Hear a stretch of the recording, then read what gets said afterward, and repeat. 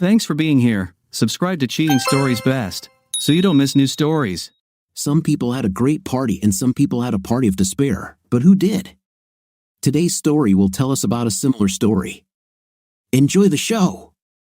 When you grow older, you start to perceive everyday reality differently than you did 10 or 15 years ago. You begin to treasure each day you've lived, fully aware that the time allotted by the Almighty is gradually diminishing. Time itself seems to fly swiftly.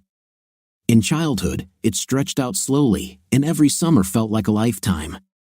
But now, in the twilight of one's years, time whizzes by like an express train outside the window.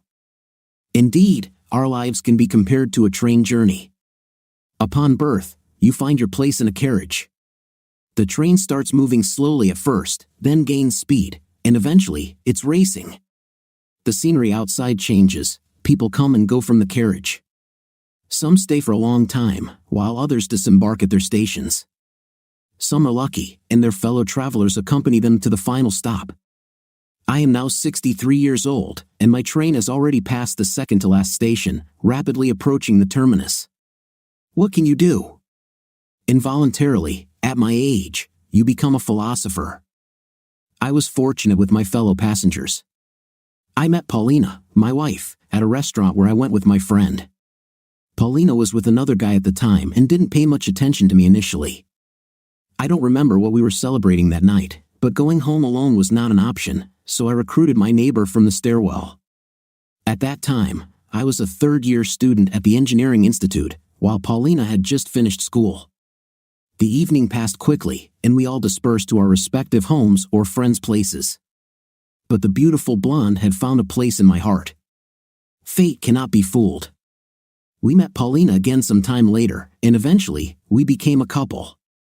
We got married during my 4th year of college. A year later a son Edward was born, and after another 8 years a daughter Julia appeared. After graduating from college, I joined the Army.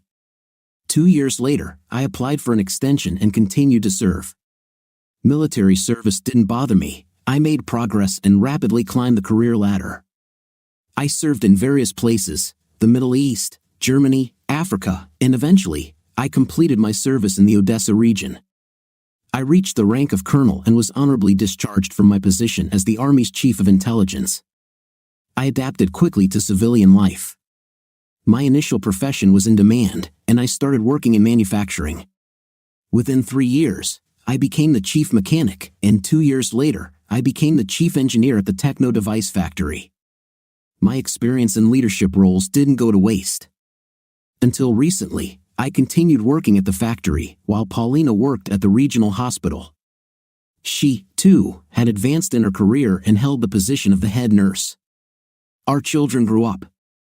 Our son graduated from the Ministry of Internal Affairs Institute, and our daughter from the university.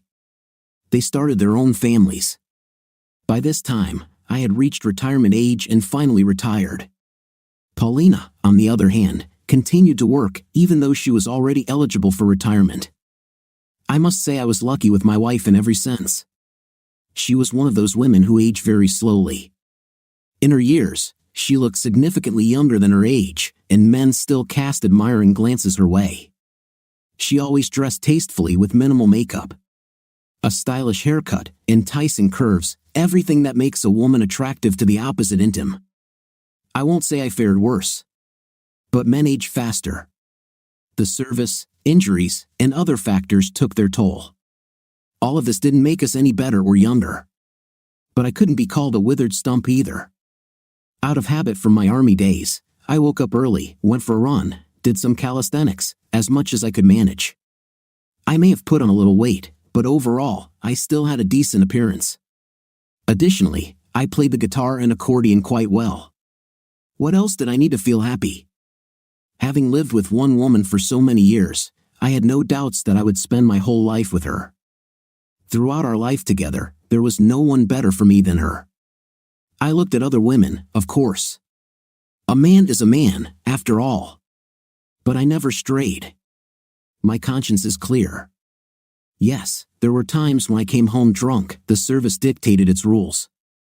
But I never caused a scene or harmed my family. We had our disagreements, as any couple does. but we always found a compromise and quickly made amends. Yes, that's how it was until recently. My Paulina began to change. It seemed to have started long before, but I, cocooned in my happy life, simply didn't notice these changes. Or perhaps I didn't want to notice them? Everything in my life was satisfactory. Meanwhile, my wife was altering even in appearance. Her heels grew higher, skirts and dresses became shorter. Her hairstyles became more glamorous, and makeup entered the picture. I attributed it all to age. What a fool I was, believing that my wife was clinging to her youth and trying to delay the onset of maturity. Even to myself, I condescendingly joked, thinking, look at her, acting like a young girl. But as it turned out, she was quite serious about it. She started attending various professional development courses, just before retirement, going to seminars, and taking on night shifts. But my head was not yet itching from budding horns. As they say, the husband is always the last to know. Everything for me began and ended at the New Year's corporate party. We were supposed to attend together. I'm not particularly fond of those glamorous gatherings, but this time Paulina persuaded me. As it later turned out, it wasn't without reason. I can't remember why, but I was running late. I called my wife, apologized, and promised to arrive shortly. We were celebrating outside the city at a recreation center. Rooms were even booked for those who wanted to continue the party until morning. I arrived in my car and had no intention of drinking. I do enjoy a drink. I like the process, unhurried and deliberate. With a cigar, quiet conversation with an intellectual companion, sipping alcohol, and without the deafening music and hysterical female laughter that had never appealed to me. I parked my car and climbed the snow-covered steps. Warmth and the scent of food hit me in the face. People were having a great time. I had missed the official part and entered right into the heart of the celebration. I scanned the room. Paulina was nowhere to be seen. I spotted her colleague, someone I knew slightly, and made my way toward her, politely weaving my way through the dancers. Paulina's friend, Marina, was energetically dancing with some red-faced fellow, resembling a boletus mushroom.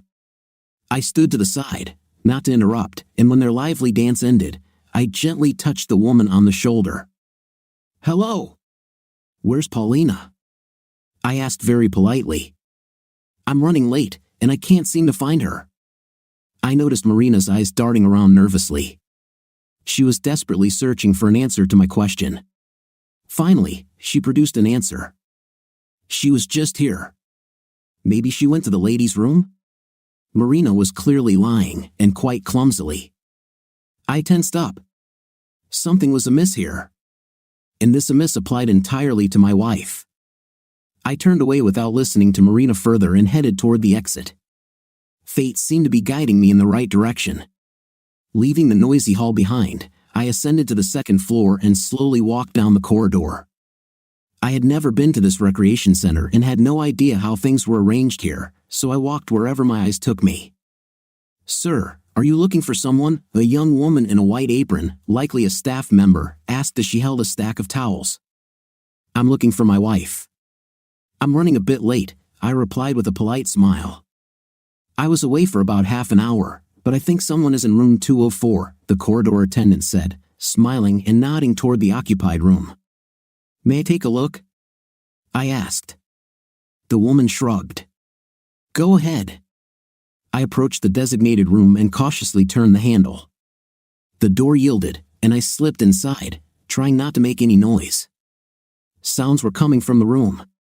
The door was slightly ajar, and I saw the whole scene. Paulina was on her knees in front of a man I didn't recognize, and she was diligently moving her head.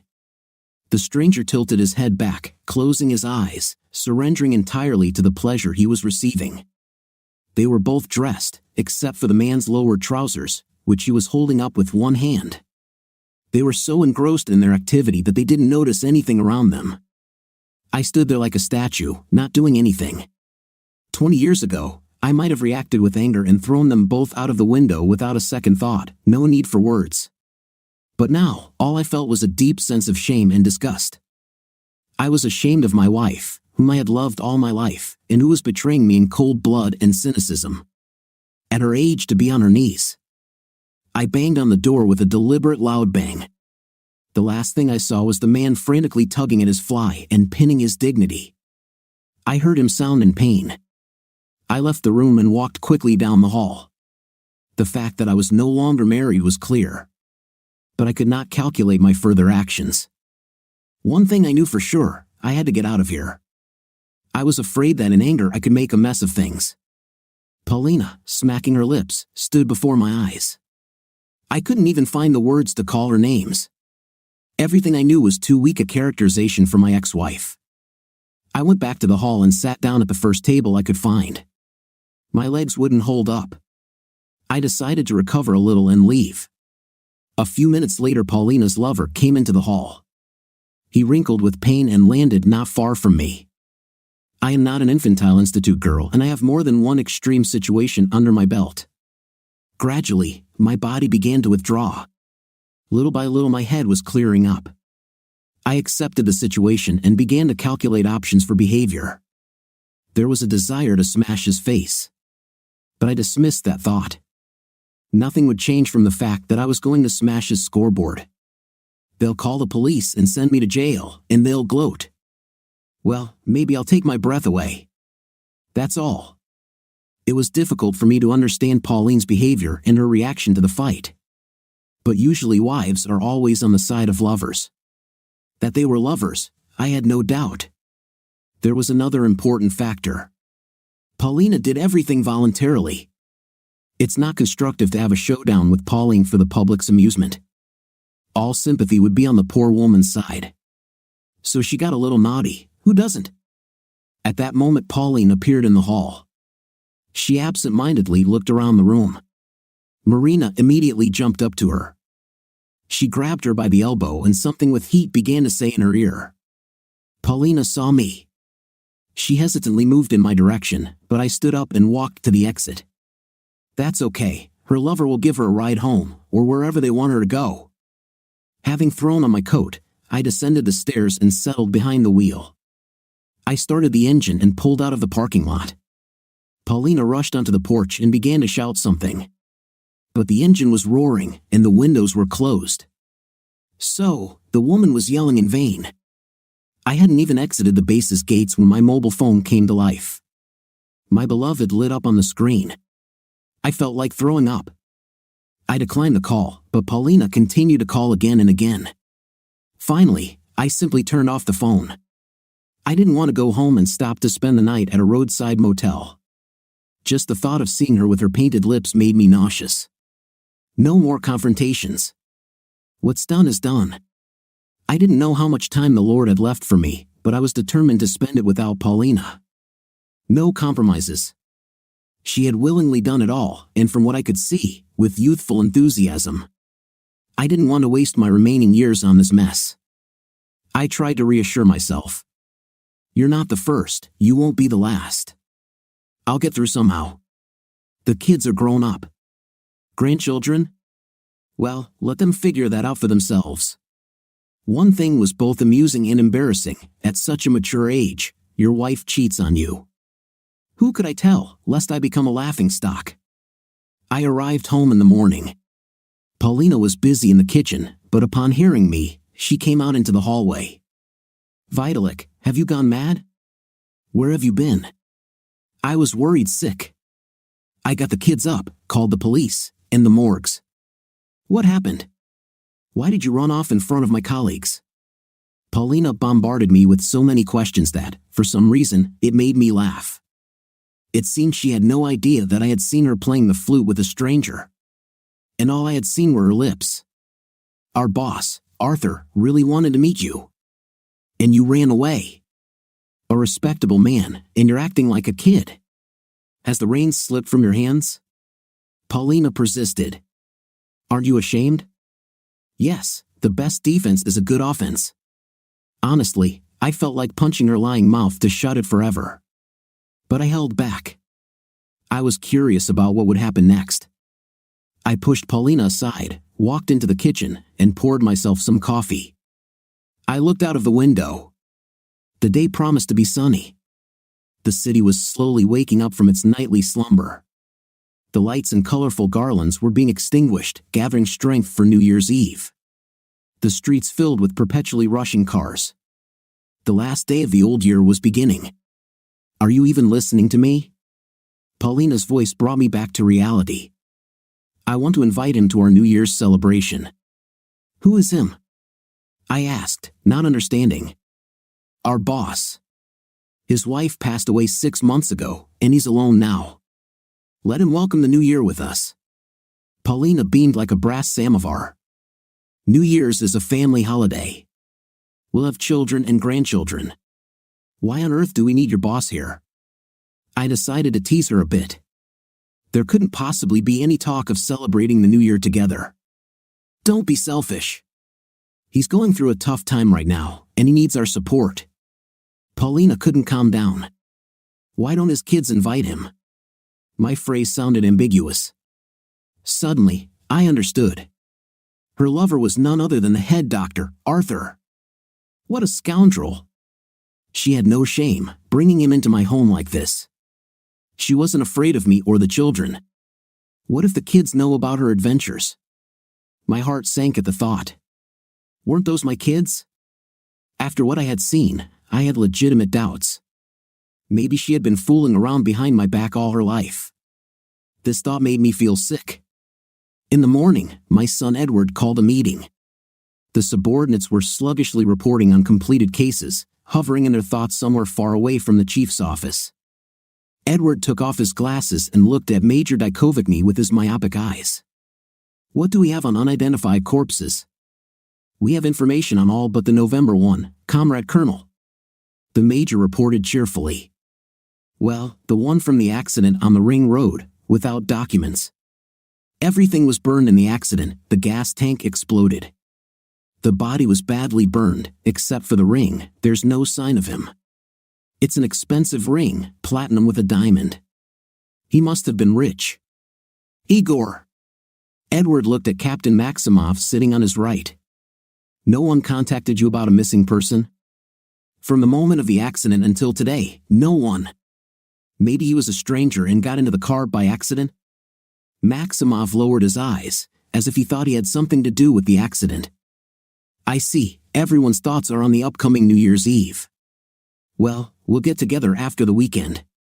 Write a report and close the case." Dismissed. The colonel leaned back in his chair. The last day of the passing year was just beginning and did not bode well. "Comrade Colonel, allow me a question." Major Dikovicny suddenly raised his voice. Edward looked questioningly at his colleague. "Can we let people go home early? Today is New Year's Eve, after all." Everyone froze and did not hurry to leave the office of the chief. Edward grinned to himself. "Caught them, devils. All right, work today until 16 o'clock. Then only on duty." Colonel smiled. "Happy New Year."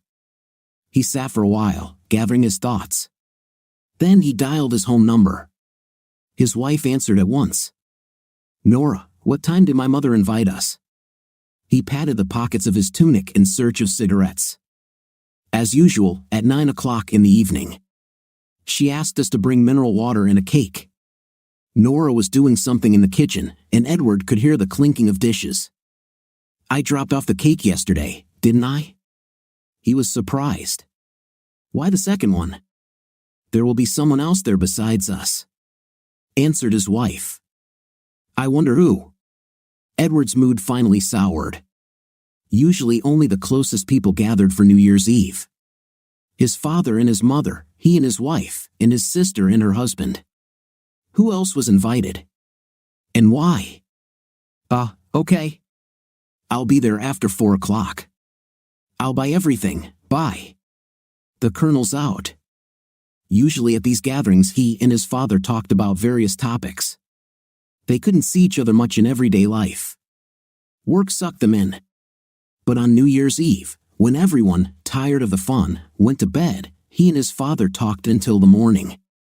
Since some time, these night conversations on New Year's Eve became, as it were, a ritual of their lives. Edward loved his father more than his mother. He was even afraid to admit it to himself. All his childhood he spent next to his father in the soldiers' barracks. His father even took him on training exercises, much to his mother's displeasure. He joined the police force on his father's advice. Edward told his father about his girlfriend before he told his mother. Putting out his cigarette, the colonel dialed his father's number. Strange, his cell phone was off. He dialed his mother. She answered quickly. "Hi, Mom. Happy New Year. I can't reach my father." Edward sensed that his mother was in a bad mood. He didn't ask her about it. There was no telling what might have happened. "I don't know," his mother answered uncertainly. "He'd gone somewhere in the morning." "Nora said that you invited someone else for New Year's Eve?" Edward leaned back in his chair. "It will be my boss, Artur Yakovlevich." Mother spoke in a strange, unfamiliar voice. "His wife died recently and we've decided to support him." "We?" Edward hummed in surprise. "And what?" the father agreed. His mother mumbled something vague and changed the subject. "I asked Nora to buy something." "I know, we'll bring everything, bye." Edward disconnected. After the conversation with his mother left an unpleasant residue. He pressed the selector and called his deputy. Gradually his work distracted him from unpleasant thoughts. At 5:30 Edward arrived home. Having rested after work, he huddled with his wife in the kitchen, then called his children, congratulated them on New Year's Eve and began to get ready for a visit. At exactly 9 in the evening, Edward and Nora arrived at his parents' apartment. The door was opened by his sister. "Come in. We're a little early this time." Julia kissed her brother's neck and hugged Nora. Her mother came out of the back of the apartment. "Hello, son." She hugged Edward. It seemed to him for a moment that his mother had been crying not long ago. Strange. She and his father rarely quarreled.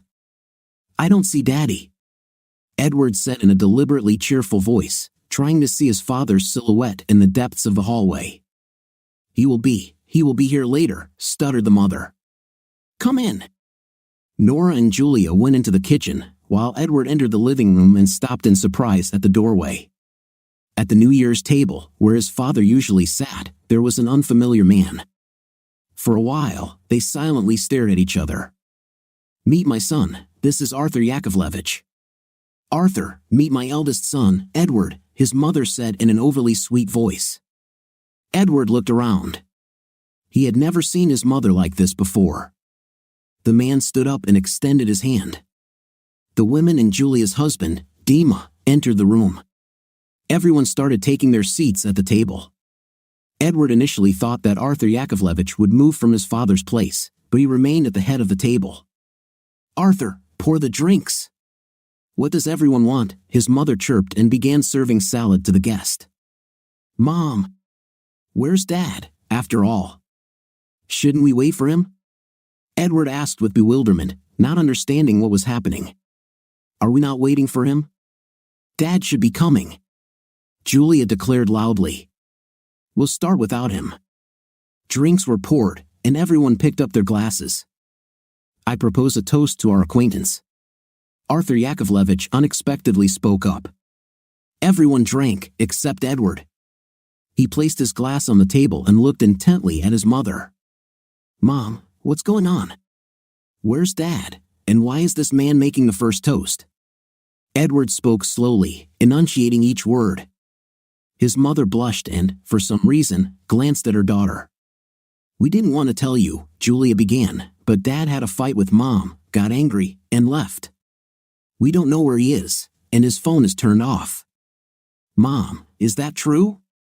Edward shifted his gaze to his mother. "Children, your father got something into his head. He said he's going to divorce me after the New Year holidays." His mother wiped away tears with a napkin. "Edward, let your parents sort it out themselves." Nora interjected. "After all, it's still New Year's." "What do you mean got angry? He's your husband, after all." Edward felt his anger rising. "Mom, you're not telling me something." "Edward, don't ruin our holiday," his sister chimed in. "Dad won't disappear, he'll come back." Edward sensed the thinly veiled contempt in Julia's words directed at their father. He stood up. I don't know what's going on with you, but I believe that without Dad, it's not a holiday. We're leaving. He turned to his wife. Nora, let's go. Edward, wait. It's not nice. What will our guests think? His mother pleaded with folded hands. Arthur Yakovlevich sat in silence, pretending that these family disputes didn't concern him. But Edward had already stepped into the corridor and was helping his wife put on her coat. Julia joined their mother. You've ruined everything, she hissed angrily. You're just like Dad. You don't want to understand anything. Edward didn't understand what he had ruined, but he knew one thing for sure: you couldn't celebrate the new year without your father. I knew that Paulina would resist with all her might, but she wouldn't vacate the apartment quickly. At least because she had nowhere else to go. Perhaps to her lover's place? But even that wasn't certain. I needed to think about where to stay for the first while. I had a house in the village, left to me by my grandmother. However, I hadn't been there in a long time, and its condition was uncertain. It might have fallen into disrepair without proper upkeep. There was only one way to find out: rent a place for a couple of weeks and deal with problems as they arose. I parked and started browsing apartment listings on my iPhone. Money wasn't an issue, so I didn't dwell on the prices. I considered calling the kids, but then I thought it would be best not to upset them just before the New Year's holidays. Paulina had stirred up this mess. She could deal with it herself. In any case, the kids would eventually find out what had happened, and how they'd take it was up to them. Besides, I felt embarrassed about talking to the kids. Just think about it, their old folks were getting divorced. Well, not exactly old folks, but still. However, it didn't seem like Paulina was bothered by such trivial matters. She had found love, even if it was at a mature age. There was nothing to be done about it. Fight for the family? Why and for what? Especially when it seemed like there was no family left. Finding an apartment wasn't too difficult. I found a suitable option and called the landlord. Within an hour, I was heading up to the 3rd floor of a 5-story brick building located almost in the city center. The 2-bedroom apartment turned out to be cozy and warm. I paid for 2 weeks up front, promised not to host any parties, and received a set of keys. After taking a shower, I sat down to think about what to do next. Honestly, I couldn't come up with any ideas. My mind was blank.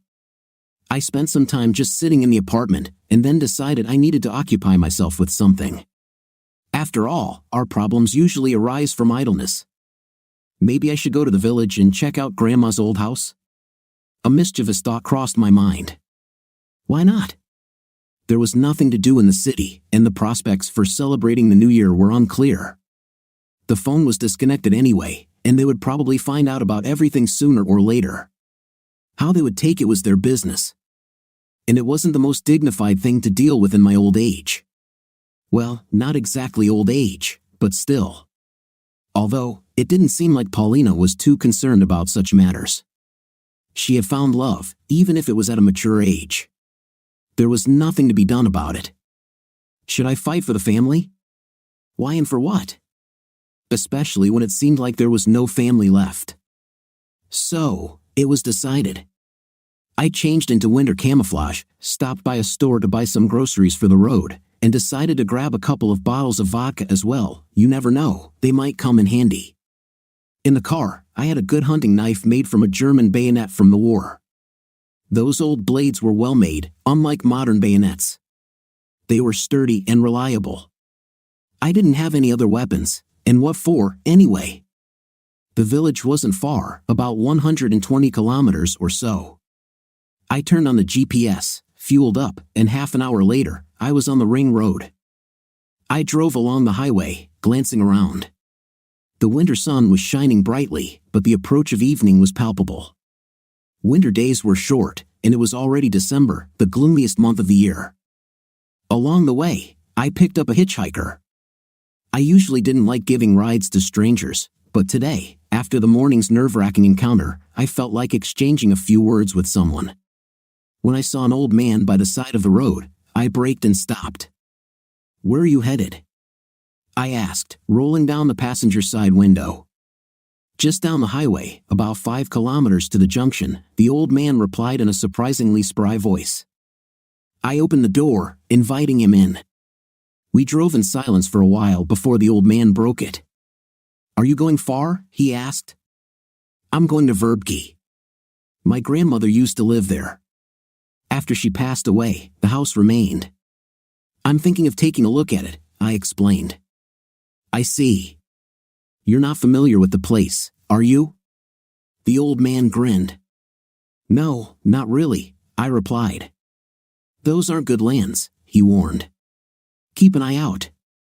Are you baptized? Yes, I am baptized, and I even have a cross. I felt the need to justify myself. That's good, the old man said with another grin. For some reason, he switched to the formulaic. We didn't say much more and soon reached the junction. The highway continued straight ahead, while a snow-covered dirt road branched off to the right. The junction is here, the old man pointed towards the forest. You're going right, and I'm going straight. It's about 20 kilometers to the city from here. We shook hands, and the old man stepped out. I turned right, heading towards the village. I wasn't in a hurry, and after about half an hour, the road disappeared into a dense forest. Twilight was slowly descending, and the trees lining the road cast long shadows, making the dusk even denser. The road appeared abandoned, and it seemed like no one had driven on it for a long time. There were no traces of tractors or cars. My SUV was plowing through the loose, not too deep snow at a steady third gear, leaving tire tread marks behind. The temperature had dropped. I checked the outside temperature sensor. -22 degrees Celsius. Well, it was understandable, it was getting closer to evening. But I intended to reach my destination before dark. A couple of kilometers later, I felt the need to use the restroom. I pulled over and got out of the car. It was unusually quiet, but for some reason, this silence felt eerie. Well, the old man had scared me a bit. I even shivered. Suddenly, I felt like someone was watching me from behind. I don't know where that feeling came from, but a shiver ran down my spine. I had been to war, and I had learned to trust my instincts. Moreover, my intuition had saved my life on several occasions. After finishing quickly, I jumped back into the car and pulled away from the spot, not in a hurry, though. Maybe it was just my imagination running wild. The old man had probably planted these thoughts in my head. Just in case, I retrieved a knife from the glove compartment and a wrench from under the seat. I turned on the headlights and looked around attentively. It would be completely dark soon, and I couldn't risk not identifying the source of danger. There was one hope, that the night would be bright. After all, tonight was the full moon. Suddenly, out of the corner of my eye, I caught a movement. A vague, dark figure flashed on the right. Something or someone had stopped lurking and was now moving parallel to the road through the forest. I increased my speed, risking driving off the road. Then, I saw that something large and black had emerged from the trees and was now openly chasing me. It seemed like I was being hunted. I increased the speed. Tree trunks of fir and pine trees flickered by on either side. The car's headlights snatched snow-covered bushes from the darkness on the turns. I glanced in the rearview mirror. Something enormous, merging with the night's darkness, was relentlessly pursuing me. Suddenly, the car skidded. I turned the steering wheel, trying to stabilize the vehicle, but the Toyota was already flying into a snowdrift. Impact! I struck the steering wheel with my face at full force. Even the seat belts didn't help. Why didn't the airbag deploy? I thought, losing consciousness. I woke up from jolts. Someone was rocking the car. I tried to see what was happening, but the windows were fogged up, and all I could make out was a huge, blurry silhouette. The creature didn't stop its efforts to reach me. I pulled out a knife and pushed open the door. Whoever or whatever it was, I intended to defend my life. To my surprise, the door wasn't jammed, and I managed to get out of the car. The moonlight illuminated the surroundings, but the car was still under the trees, and I couldn't see the attacker clearly. I tried to circle the car, but I slipped and fell, hitting my head on the bumper. The knife slipped out of my hand and into the snowdrift. It's over, I thought as I saw the creature lunging at me with its gaping mouth and huge teeth. The beast stuck out its tongue and began licking my face. I heard a whimper. Was it a dog? An enormous, black, shaggy dog. I tried to stand, but the dog held me down with its front paws on my shoulders. Finally, I managed to break free. The huge dog wagged its tail wildly, still attempting to lick my face. Hysterical laughter overcame me. Almost automatically, I searched for the fallen knife, got back into the car, and tried to start the engine. The car started without any issues. I engaged the four-wheel drive and slowly drove onto the road. Without turning off the engine, I rummaged in my bag, pulled out a piece of sausage, and handed it to the beast. Here you go, buddy. You should have seen how it ate. The sausage disappeared instantly into its jaws. Hungry eyes stared at me questioningly. I gave it the whole sausage and half a loaf of bread. It all vanished in an instant. It was clear that the dog hadn't eaten in a long time. After swallowing the food, it wagged its tail. What was I going to do with it? I stood by the car for a moment, then opened the rear door. The dog didn't move. I understood. I opened the front door, and the dog quickly climbed onto the front seat, resting its front paws on the car floor. I sat down beside it. All right, let's go. I turned on the radio and slowly drove forward, paying close attention to the road. It was surrounded by woods on all sides, and as I went further, it became narrower. Soon, branches from bushes on the side of the road began to drum against the car. I reached a fork in the road. Which way to turn? They say if you don't know the way, turn left. So, I turned left. It was already 5 p.m., and I kept driving down a seemingly endless road.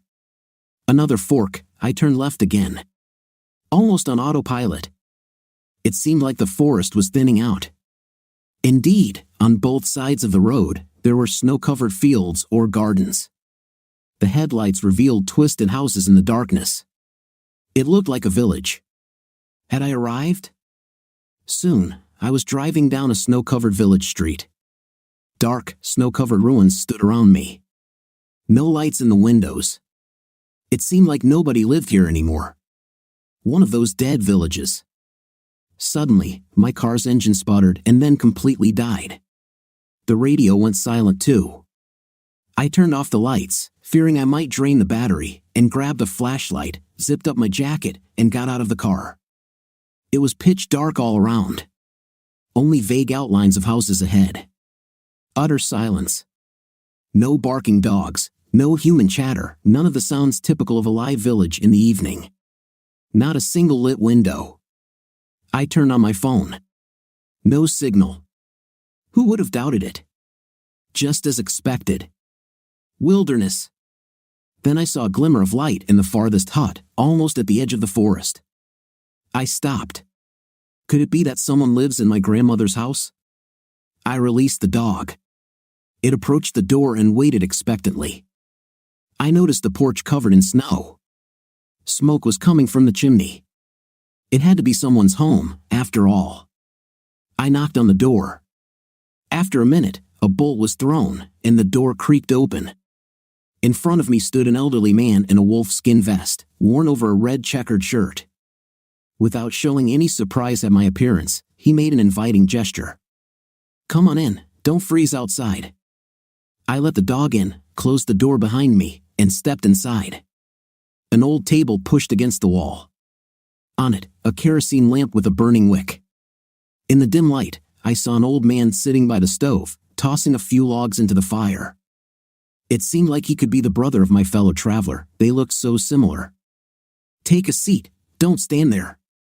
The old man nodded towards an old armchair opposite the stove.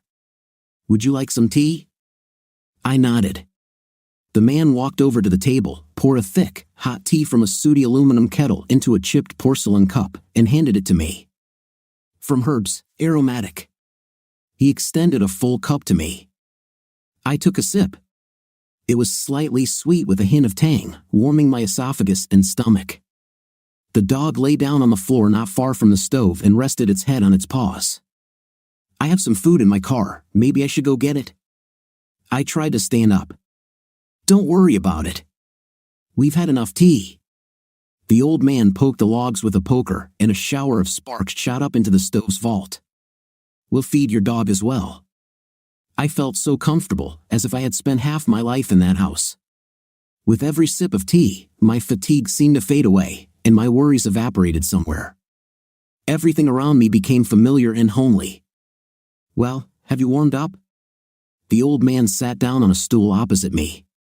The blizzard will be here soon. The snowstorms are not far off. The roads will be impassable. His raspy voice was soothing and, at the same time, filled with a sense of calm. Suddenly, I wanted to tell a stranger about my life. About my misfortunes. About my wife's betrayal. We sat there for a long time. I spoke, and he listened attentively. Occasionally, he nodded in agreement, made thoughtful noises, or stroked his gray beard. I told him everything. About my life. About my father, my mother, my wife, and my children. When I finished, we sat in silence for a long while. Then he poured me more tea and took the first sip from his own cup. Yes, fate has put you through quite a wringer. You spent your whole life chasing happiness, but not down the right path. So here you are, not loved then and not loved now. Only you don't notice it. You've locked yourself in, hidden away like a badger, with only your nose poking out. The old man took another sip from his cup. Look around you, and you'll find your happiness. And remember, if one door closes, look for another nearby and don't be afraid to open it. His words sounded as if they came from a distance. My eyes grew heavy, and I unknowingly drifted off to sleep. I woke up to the sound of the radio. I was sitting in the car, my head resting on the headrest. My back and legs were stiff. I looked at my watch. 9 a.m. So, was it all just a dream? The old man, the fragrant tea, the heartfelt conversation. I remembered every word he had said, and the taste of his tea still lingered in my mouth. It couldn't be. But how did I end up in the car? I had no answer to that question. I turned my head to the right. A huge black dog was looking at me with greenish-yellow wolf-like eyes. I needed to give her a name. In my distant childhood, my grandfather had a massive German shepherd named Akbar. I looked at my passenger again. Let's call her Akbar. I patted the dog's neck and turned the ignition key. The engine purred smoothly and peacefully. The car slowly moved along the snow-covered street. I looked around carefully, trying to find that very house where I had spent the night in conversation with the old man. But all I saw along the street were partially collapsed huts, blackened with age. Of course, it was just a dream. Fatigue, worries, and yesterday's troubles had taken their toll. I turned the car around and headed back to the city. I was already in the suburbs when the phone rang. Dad, where are you? My son's voice was strained. Are you all right? I'm fine, Edward. I'm in town. I was really ashamed that I made him worry. Where did you spend the night? Tell me the address and I'll come. I felt relief in my son's voice. I texted him the address and drove to my temporary shelter. Trying not to make noise and not to attract the attention of the neighbors, the dog and I quickly went up to the 3rd floor. Put the kettle on. I prepared sandwiches. It was going to be a tough conversation with my son. I had already bathed the dog and showered myself when the doorbell rang. I pulled on a jersey, put on jeans and went to open the door. Edward stood on the doorstep. Hi, Dad. Happy New Year. We hugged. That's not a bad place to be. My son was curious about my place. Who's that? Edward froze. Akbar appeared on the threshold of the room. He did not bark at the stranger, only the corners of his lips lowered threateningly, revealing huge fangs. Akbar. My own. I've never had a dog and didn't know what commands to say. I just said the first thing that came to mind. But the dog seemed to understand. He wagged his tail and stepped aside. Great, said my son. I've been dreaming of such a thing since I was a kid. Well, Father, you're crazy. Soon we were sitting at the coffee table and eating breakfast, occasionally feeding Akbar.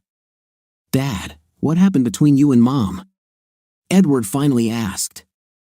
I waited for this question and told him everything.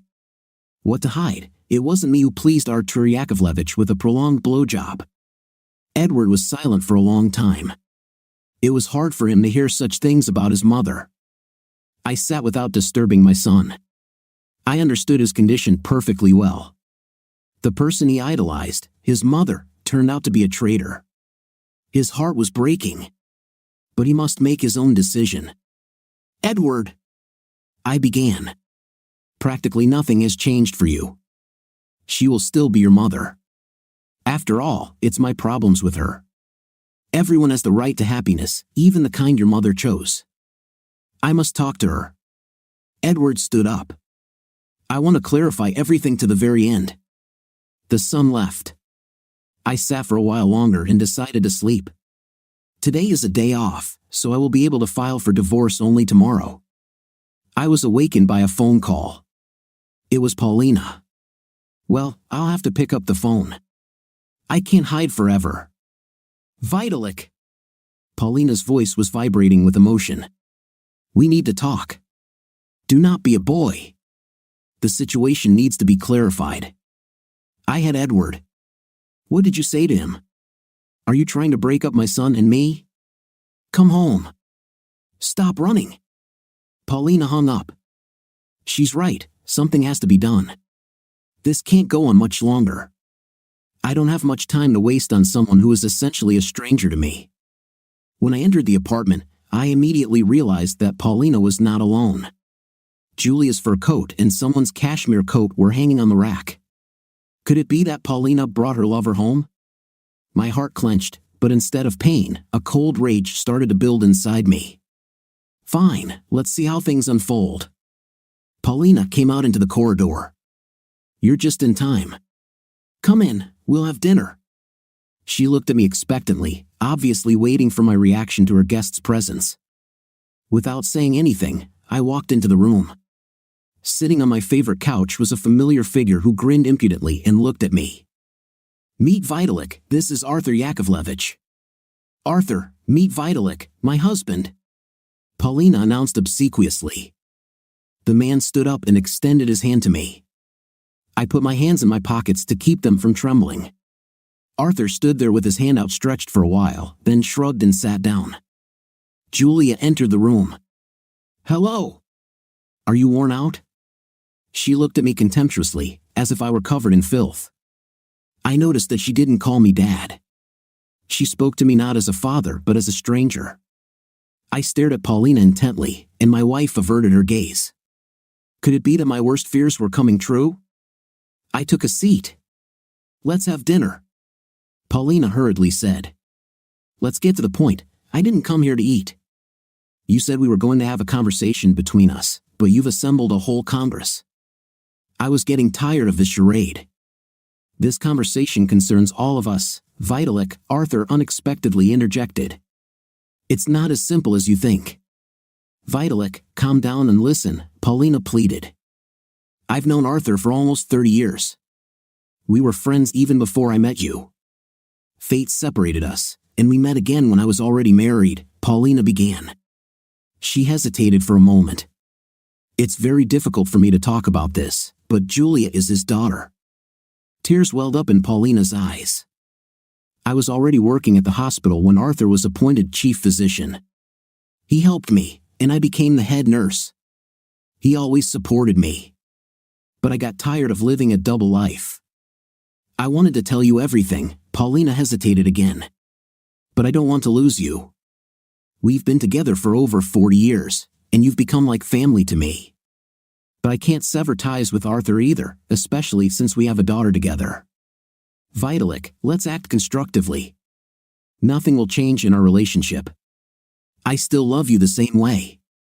And I'll only be with Arthur 2 days a week. You won't even notice. Everything will remain the same between us. I sat there, stunned. I hadn't expected this turn of events. Paulina's audacity even took my breath away. Does she seriously think I'll agree to share her with this smirking scoundrel? 3 pairs of eyes looked at me questioningly. Then Arthur began to speak. I sleep with Paulina, your wife. You need to accept it. One way or another, she's already mine. Especially since she wants it herself." He looked at the blushing Paulina. "I've prepared some documents. This is a divorce petition to the court. You see, your wife has already signed it. This is a court order giving you 24 hours to vacate this apartment, even though it's technically in your name. This is a statement to the police and the prosecutor's office about domestic violence. You, it turns out, are a family tyrant and an alcoholic who regularly beats his wife. Be aware, there are witnesses." He gave a meaningful look to Julia. He rustled some papers and continued. "Do you understand where this is headed? I'll bury you in lawsuits that you won't be able to fight back against. You'll surrender eventually when you're left penniless and can't even afford the worst lawyer in the world. And you know what? I'll be sleeping with Paulina all this time. Yes, you raised my daughter. But where will you go?" Arthur demonstratively embraced Julia. My heart ached. There was no denying the wickedness and cruelty of my own daughter. "So let's just maintain the status quo. Let's leave everything as it is. I'll live with Paulina on weekends, and you can be with her the rest of the days if she wants, of course. Just like it has been for the past 6 months. Why stir the waters and agitate everyone around us? Paulina has made you a reasonable offer." I listened to his monologue without uttering a word. Let's face it, if you were the one she needed, I wouldn't be here right now, would I? Just accept it and agree with your wife. I felt the anger coursing through my veins, gradually infiltrating my brain. I was only afraid of one thing, that I might lose control of myself, and then something irreversible might happen. Paulina's lover grinned triumphantly, apparently not noticing the transformation that had come over me. I stood up. "I've heard you," I said through gritted teeth. The rage was boiling in my throat. I took a step towards Arthur, who had also risen from the couch. Without any warning, like in a fight, I struck him in the jaw with my right hand. There was a distinct sound of a bone breaking, and the knocked-out teeth rolled across the floor. Her lover fell to the floor, a look of utter amazement on his damaged face. I lifted him by the collar and delivered another blow. Arthur doubled over, then fell to the ground, whimpering. Someone behind me squealed. I turned around and saw Paulina and Julia frozen in horror. They had never seen me like this before. "You probably don't know me well despite all these years together," I said, glaring at Paulina with venom in my eyes.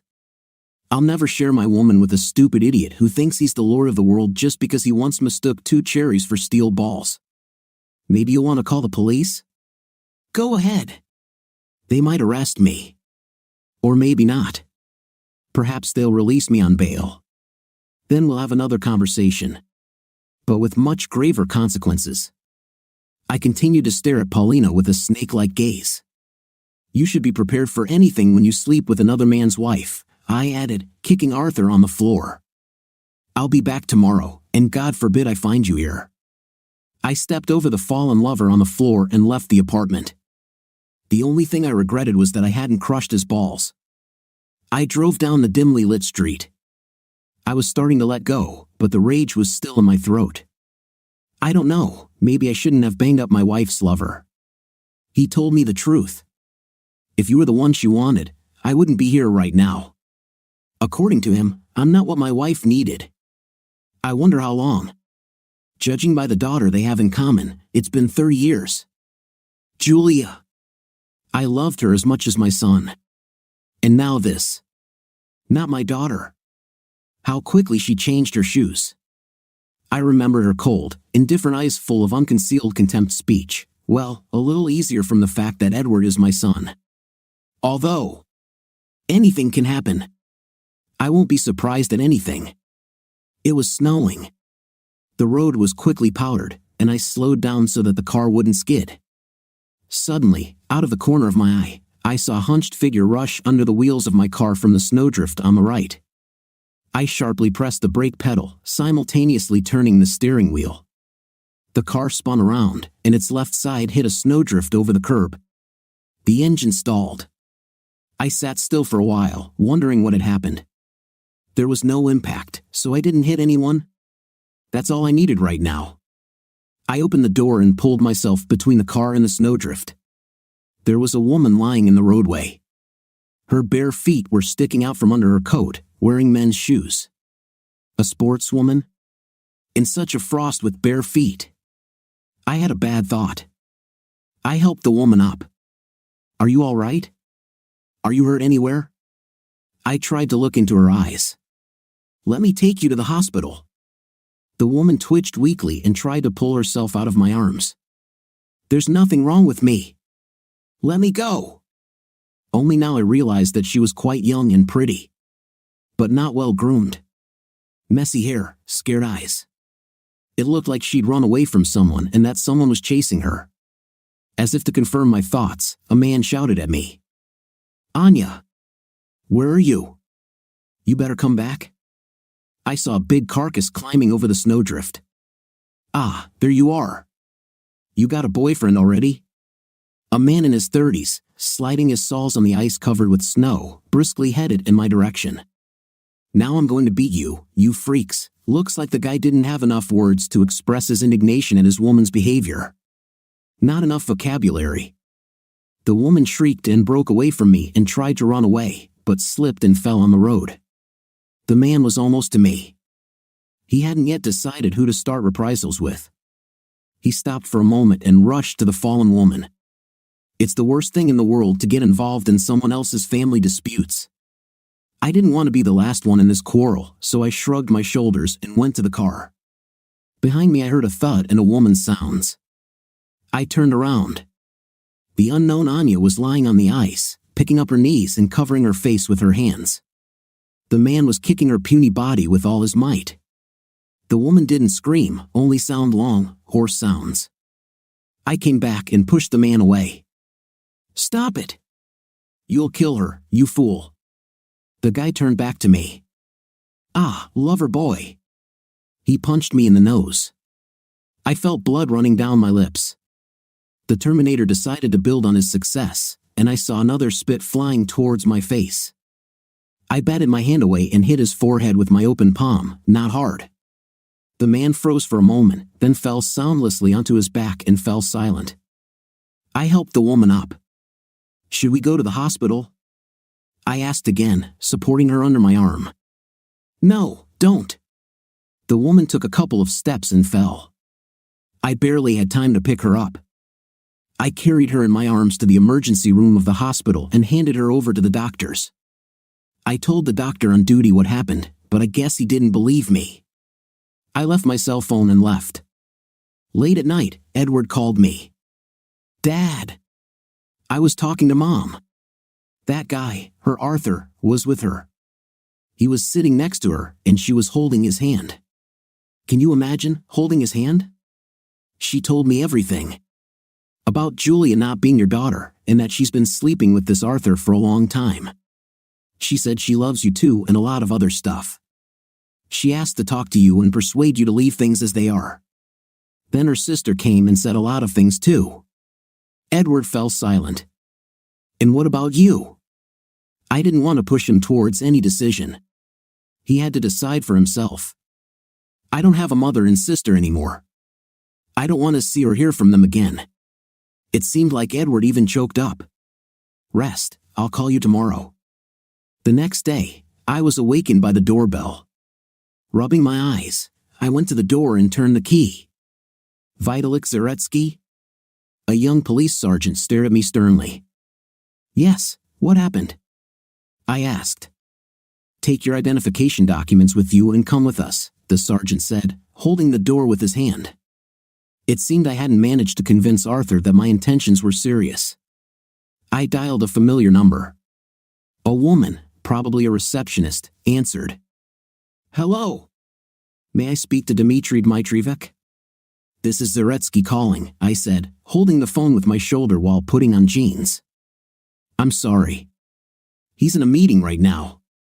What can I pass on to him?" The receptionist's voice remained impassive.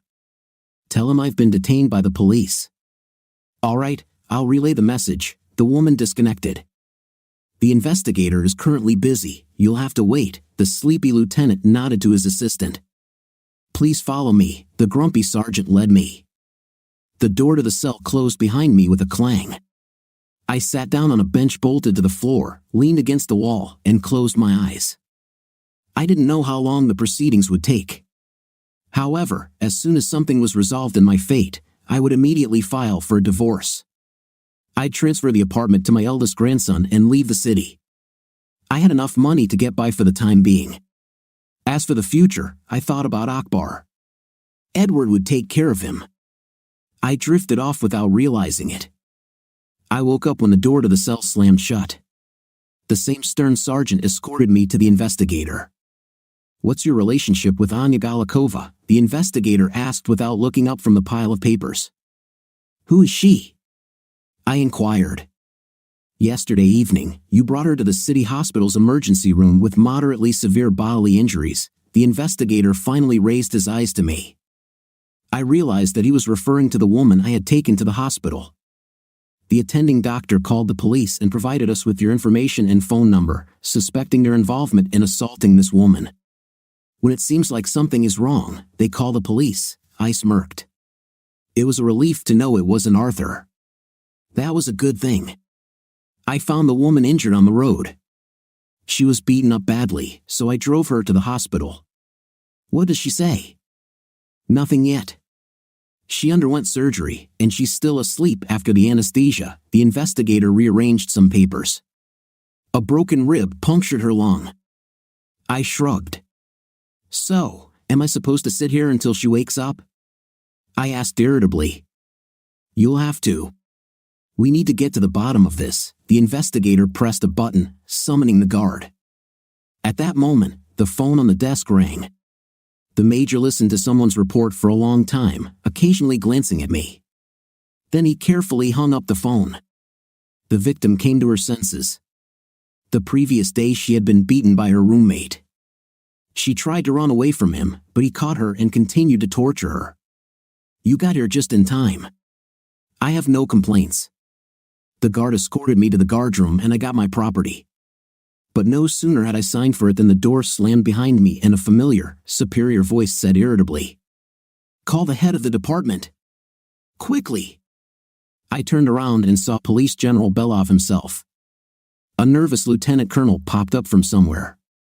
"Comrade Lieutenant General," he tried to report, but the general interrupted him. "What's going on here? What a mess. Where's Colonel Zaretsky?" The general's roar echoed throughout the department. "What colonel?" stammering babbled the head of the department. "Now I'll clarify." I realized that it was time to rescue the lieutenant colonel and gently touched the general's shoulder. "I've already been released. Everything is fine, everything is sorted out," I said calmly, trying not to irritate the general. "Wait, I'm busy right now." The general continued to stare at the lieutenant colonel.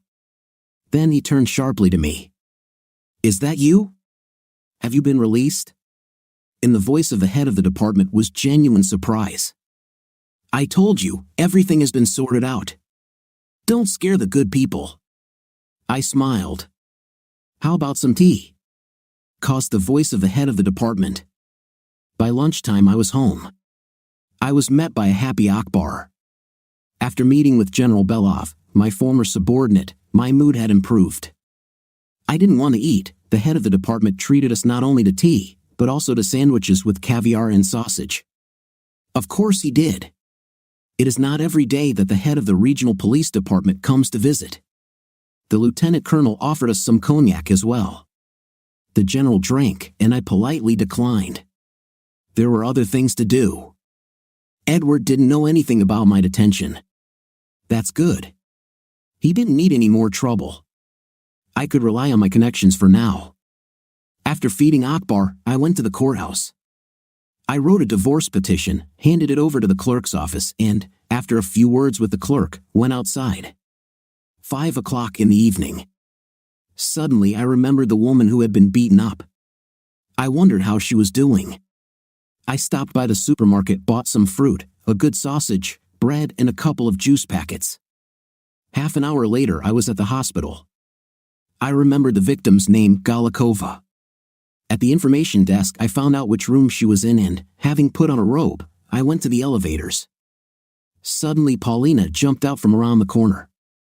Strange, she works in another hospital. Why are you here? Frightened, she said. I've vacated the apartment. I realized that there was a lover lying here and Pauline thought that I was going to kill him. Where are the keys? I asked dryly. I threw them in the mailbox. Paulina stammered. Talik. Let's talk calmly. I'm begging you. Pauline, there's nothing to talk about. You've already told me everything, and I've told you everything. I didn't want to start from the beginning. I'm very sorry for the way things turned out. Pauline lowered her head, trying not to look me in the eye. I was wrong. I didn't think it would turn out this way. She looked up, her eyes filled with tears. It's too late for regrets. You can't get the past back. I sighed. What was happening reminded me of a scene from a bad melodrama. But we have children, grandchildren. We've been together for so many years. Pauline clung to words like a drowning man to a straw. You made your own choice. You found someone else and wanted to force me to put up with your amorous antics. I looked at my watch. It was time to say goodbye. None of this made sense. One more thing. Don't call me Talik. That's what my beloved wife called me. But she died 30 years ago. But I love you. Pauline tried to take my hand. I don't believe it. That's no way to love. Goodbye. I cautiously entered the room. A young woman with a bandaged head was lying motionless, covered by a sheet. When she heard me enter, she slowly turned her head in my direction. Is that you? She whispered faintly. Thank you. I put the groceries on the nightstand. At that moment, a nurse entered the room. Are you a relative? She asked. Not really, just an acquaintance. I didn't know how to answer correctly. The nurse looked at the patient. The head of the department wants to talk to you. She nodded towards the door. Have a seat.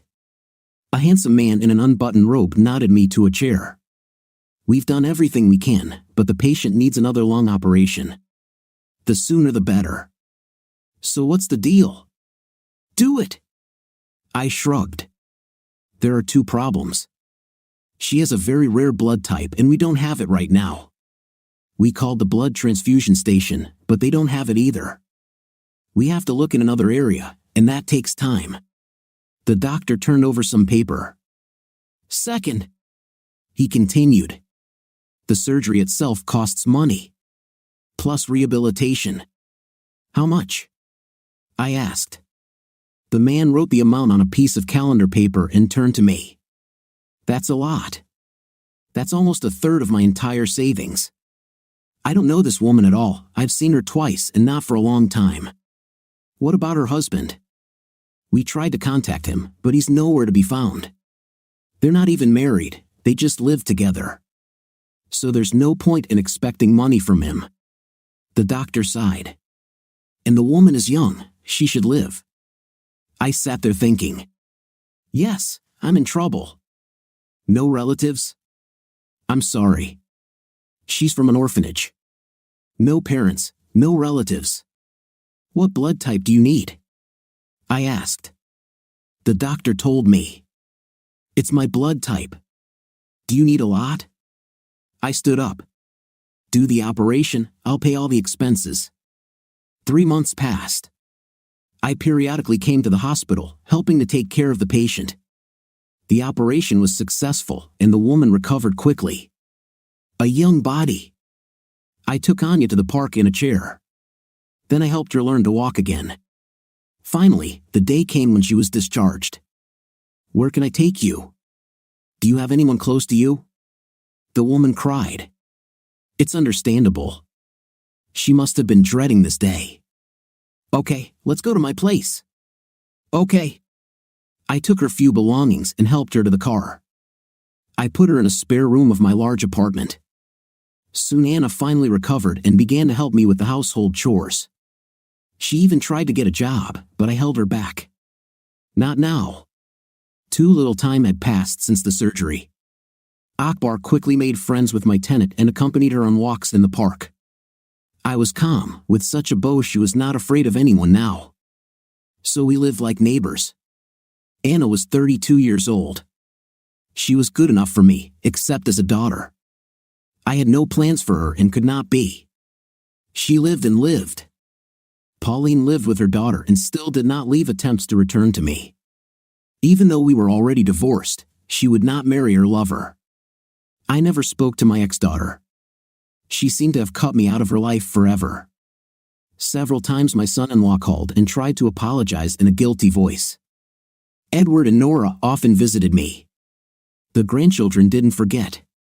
But only Edward's. Julia forbade her children to communicate with me. Time passed, and one May evening a crying Paulina came to me. "Will you let me in?" she asked, standing on the threshold of the apartment. "Come into the kitchen." I stepped aside to let her in. I put the kettle on. At that time Anna came into the kitchen. When she saw Paulina, she immediately disappeared. It seemed to me that in her eyes flashed jealousy. "What happened? With your lover quarreled?" I asked coldly. Pauline burst into tears. "Julia is bad. She's in intensive care. She needs a bone marrow transplant." Paulina sobbed even harder. "What's this got to do with me? She has a loving father." I shrugged. My ex-daughter's problems didn't concern me. We took the tests. Artur is not her father. Julia, like Edward, has your blood type. You and Julia are 100% compatible. You're her biological father. Paulina's sliding to the floor. "Vitalik, save her." I pray to God. Paulina knelt down in front of me. "She's your daughter. She hurt you very badly, but it's your child." I remembered Julia's contemptuous grin and her embrace with Artur Yakovlevich. "Paulina, you did everything you could to tear our family apart. You took my daughter away from me. In fact, you almost destroyed me. If it weren't for Edward, I don't know what would have happened to me." I spoke looking into the eyes of a kneeling Paulina. "And now you come to me and say that you made a mistake in your calculations. It turns out that my daughter is mine after all. And when I find out about it, I should jump with happiness and run to save her. Remember, I don't have a daughter, and I don't think I ever did. The one you're trying to pass off as my daughter is just as traitorous as you are, if not worse." I've turned to the window. "So, I don't want to see you again. Any questions for Papa Arthur?" "No, you can't do this. Without this surgery, she's gonna die. Vitalik, wake up." In tears, Paulina was already screaming. "Go away. I've told you everything. This is not my business." I left the kitchen. Anya slipped past me. I saw how she helped Paulina to get up, how she gave her water. They talked about something for a while. Probably Anya was trying to comfort Paulina. Then my ex left.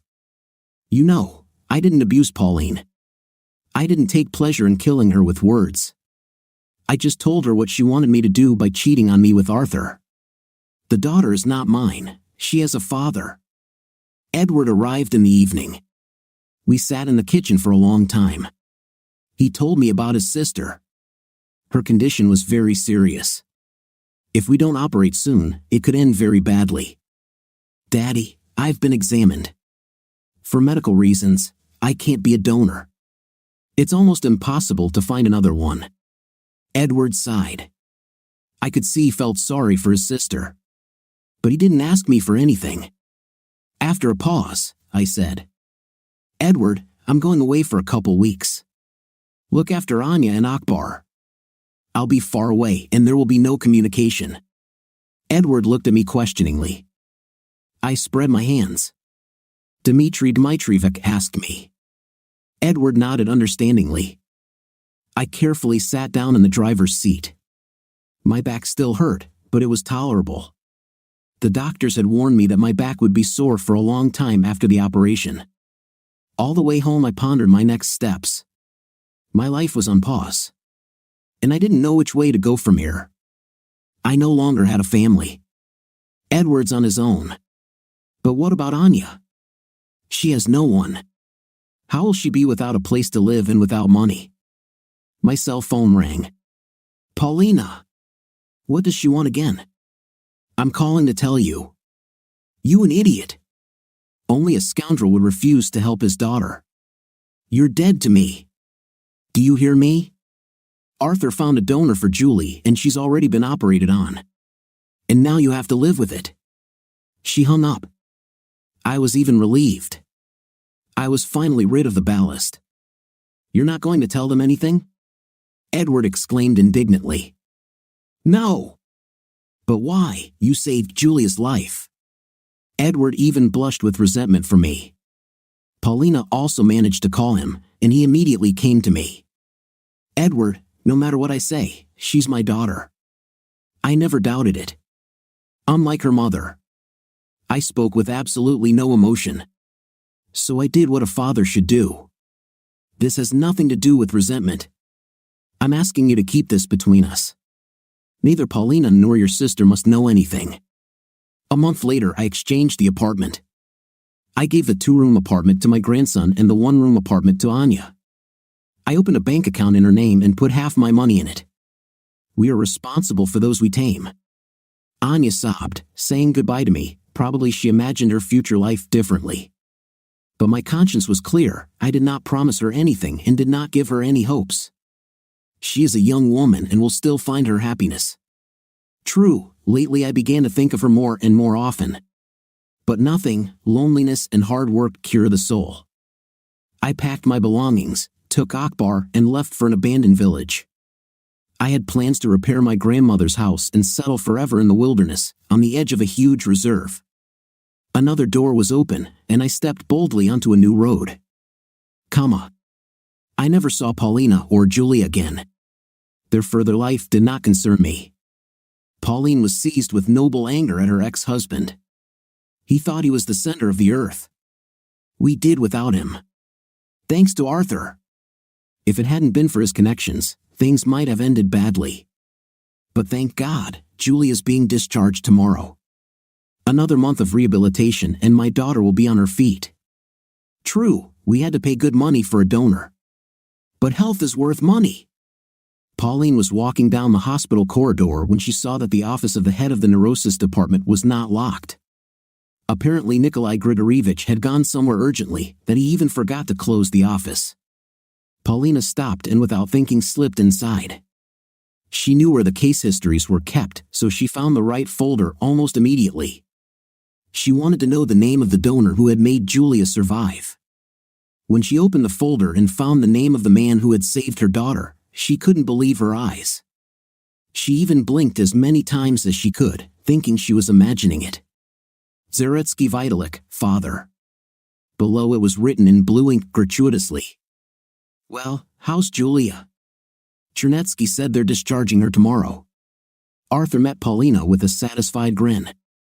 I'll drive you in my car. Pauline silently approached her lover. She stood for a moment, as if gathering her thoughts, then she slapped him with all her might. Arthur's face twitched, and his glasses fell from his nose and flew to the floor. I'll be on my knees until he forgives me. Pauline turned to her daughter. What a fool I was. What have I done? Tears were streaming from her eyes. I'm going to him right now. Julia was silent. She was in shock and didn't understand what to do. The truth collapsed on her like a courier train derailed. And it was all her fault. She had torn the love for her father from her heart and thrown herself into the arms of a stranger. A swindler who wanted to make money out of her illness. Paulina went up to the right floor and pressed the bell button. The door was opened by a strange man. Hello, is Vitalik home? Pauline tried to see behind the man's back the silhouette of her ex-husband. This must be the former owner. We bought the apartment in the agency, and where he is now I do not know. Excuse me. The man closed the door. Pauline leaned against the wall. Her legs shook and she grabbed the railing to keep from falling. Tears covered her eyes. She stood for a while and then began to slowly descend the stairs. P.S. A month later, Edward came to see me. He greeted me by the hand and stared at the new log cabin with surprise. You did it yourself? He shook his head incredulously. I smiled and shrugged. There was someone else sitting in my son's car. But the windows were tinted, so I couldn't see who. Are you with Nora? I put my palm to my forehead. The sun was shining directly into my eyes. No, Nora is at home. It's the human who came to see you. My son laughed. I opened the door and was stunned. Anya? She smiled hesitantly. You're not going to send me away? I hugged her, stunned by the sudden happiness that had fallen on me, and around us Akbar was barking happily. What do you think of our story today? It seems to me that a man at that age should not fight with anyone, quarrel with anyone, and so on. He should do everything wisely and consciously for his age. As our today's main character did, I really liked how chaste he post-pualized in this story. What is your opinion? Write in the comments. Until new videos.